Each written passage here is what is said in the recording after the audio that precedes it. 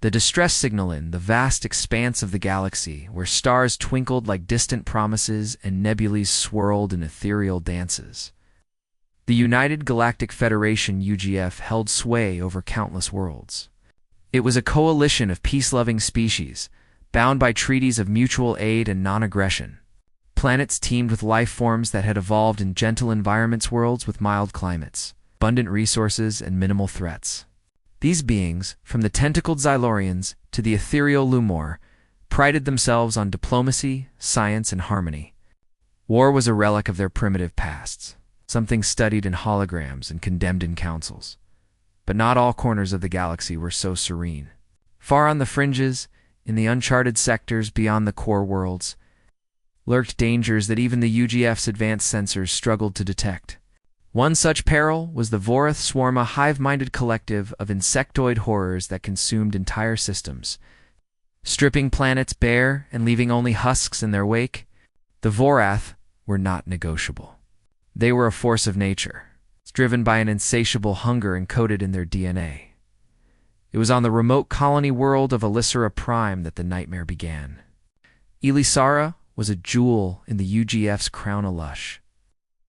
Temperate planet colonized by the gentle Ilari, species of avian humanoids with iridescent feathers and a penchant for poetry. Their cities floated on anti-grav platforms, harmonizing with the natural landscapes below.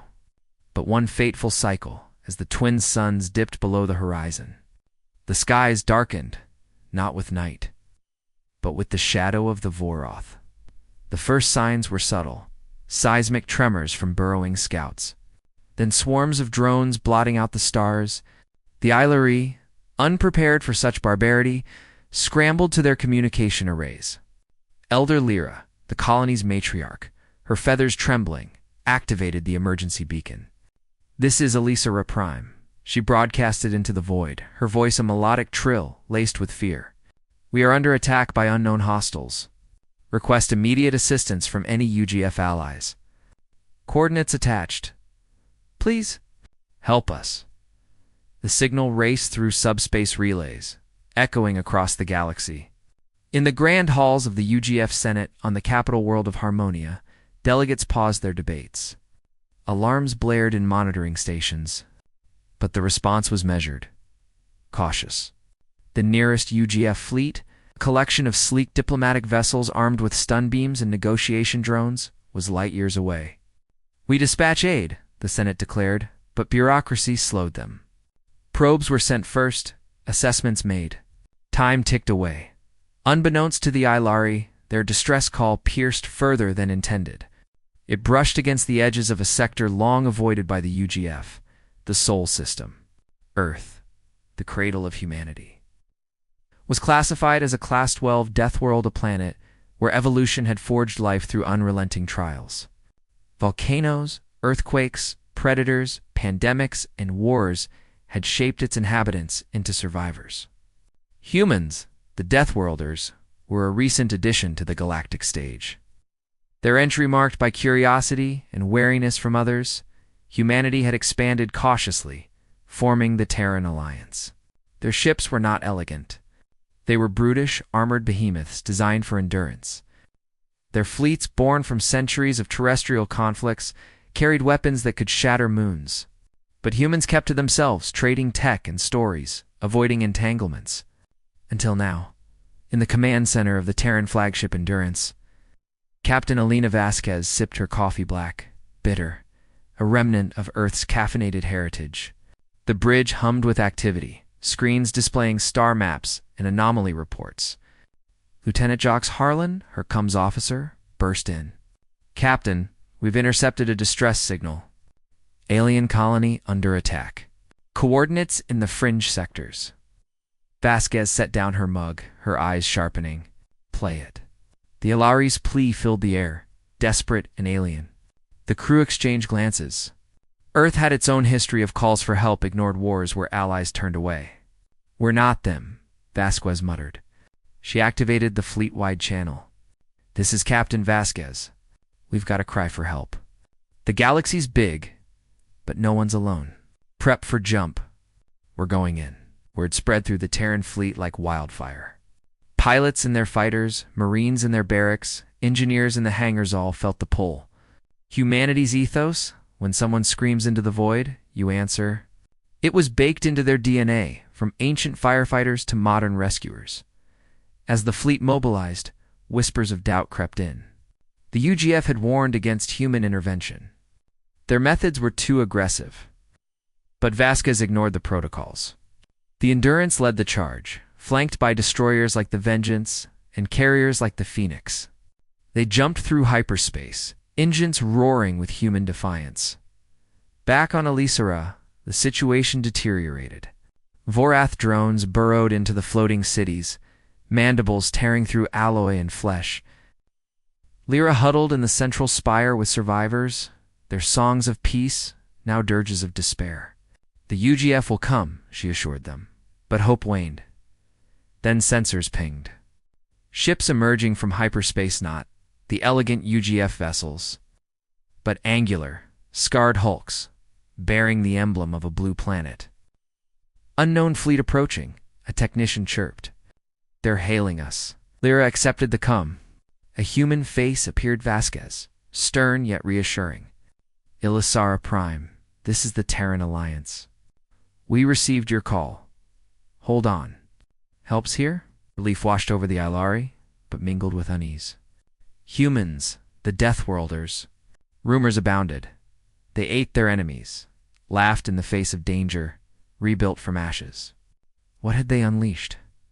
The Terran fleet arrayed itself in orbit, scanners piercing the Vorath hives. Admiral Thorne, overseeing from Earth Command, nodded approval. Show them what Deathworlders do. Part continued, with detailed descriptions of the fleet's preparation, character backstories, and the initial skirmishes. Vasquez's past as a survivor of Earth's last great war flashed back, showing her resolve. Harlan's tech wizardry hacked Vorath signals. Marines like Sergeant Rico geared up, joking about bug hunts. The Ilari's culture was explored in depth, their poetry contrasting human grit. As the first human dropships landed, the battle began lasers versus chitin, humans adapting with improvised tactics. The part built tension, ending with the Vorath Queen awakening, signaling a larger threat. The onslaught the Terran fleet descended upon. Elisara like avenging angels from ancient myths. The Endurance orbited high, its railguns humming with charged energy. Below, the planet's surface writhed with Vorath activity tunnels spewing forth warriors, skies filled with aerial swarms. Humans, undeterred, launched their assault. Captain Vasquez coordinated from the bridge. Alpha Team, secure the spire. Bravo, flank the hives. Remember, protect civilians first. Dropships screamed through the atmosphere, deploying Marines in powered armor. Sergeant Rico hit the ground running, his squad fanning out. Eyes sharp, folks. These bugs ain't your grandma's ants. The first clash was brutal. Vorath warriors, towering insectoids with acid-spitting glands, charged. Human bullets tore through exoskeletons, but the swarm adapted, overwhelming positions. Rico's team held a ridge, grenades exploding in clusters of gore. Fall back to the LZ. He yelled, covering a wounded comrade. In space. The fleet engaged Vorath capital ships, organic behemoths pulsing with bioenergy. The Vengeance unleashed torpedoes, ripping through holes. Direct hit. Cheered the gunnery officer. But the Vorath regenerated, tendrils lashing out. Human pilots and fighters danced through the chaos. Missiles streaking like comets, back on the ground, the Ilari watched in horror and awe. Lyra, from the spire, saw humans fight with ferocity unknown to her kind. One Marine, a young woman named Kira, single-handedly held a breach, her plasma rifle glowing red-hot. For Earth, she screamed, echoing humanity's battle cries. As the battle raged, flashbacks delved into human history, the world wars, space colonization, encounters with lesser threats. It highlighted their Deathworld origins, surviving ice ages, plagues, predators. This resilience made them terrifying. They didn't just fight. They innovated mid-battle, turning enemy weaknesses into traps. The Vorath Queen, deep in her lair, sensed the intruders. She broadcasted a psychic wave, rallying her horde. Waves of reinforcements poured forth. Humans' adaptogeneers deployed seismic charges, collapsing tunnels. Medics patched wounds with nanites, soldiers rising again. UGF observers arrived midway, their ships hovering at a distance. These humans, they're monsters, one delegate whispered, watching orbital bombardments glass Vorath nests. But the Alari, saved by human blood, began to see differently. They are guardians, Lyra said. The part escalated with a massive ground assault on the Queen's hive. Rico's team infiltrated, facing horrors, acid pits, guardian beasts. Vasquez joined the fray, her command style hands-on. Climax built to the Queen's chamber, where a desperate stand occurred. Humans prevailed, but it costs losses mounting, revealing the emotional toll. The part ended with the Queen's death throes, but a greater swarm approaching from deep space. The galaxy awakens with the Vorath Queen slain on Elisera. A fragile calm settled. But sensors blared. A massive swarm fleet inbound, drawn by the Queen's demise. The Terran forces, battered but unbowed, prepared for the ultimate confrontation.